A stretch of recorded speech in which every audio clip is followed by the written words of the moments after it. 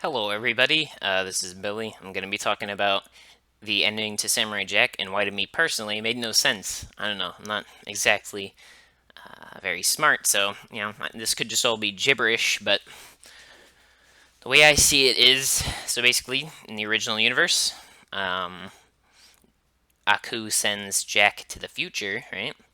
And when he does that, when he's sent to the future, he's actually not really sent to the future. He's sent to another universe where Aku rules, right? And we'll get to why later. Um, so he gets sent to a universe where Aku rules, right? And then while he's in that world, he meets all these new characters, blah, blah, blah, blah, blah. Everybody remembers episode 10. Um, and then they go back in time when Ashi suddenly has the realization she has the powers of Aku, which also makes no sense because Aku is evil, she's not, and you'd figure they just leave her, kind of like when Jack was being corrupted by Aku. But okay. So they go back in time, quote, back in time, and they go back to a different universe where, or they effectively created a different universe when they did this, where Aku, he sends Jack to the future, and then they immediately come in right after he does that, and then kill him. Jack still exists, which means that the future him still existed in a different universe, effectively. Otherwise, he would have just been totally undone, and he would have never killed Jack. He never. Okay, so he went to the future, right? Then he came back to the past, killed Aku.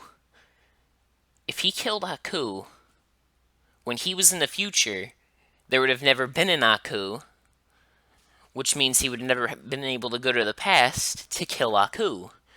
So that means there has to be multiple universes in Samurai Jack, right? There has to be.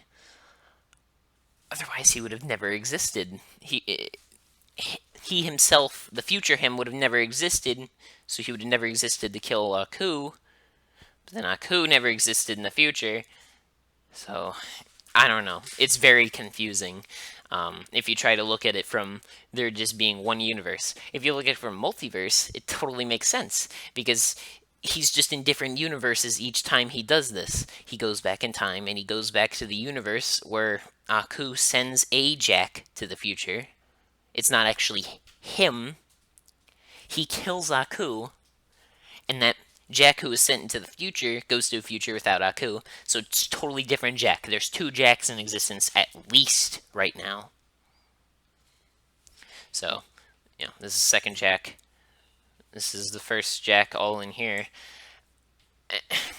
So how come when we look at the single universe, nothing makes sense?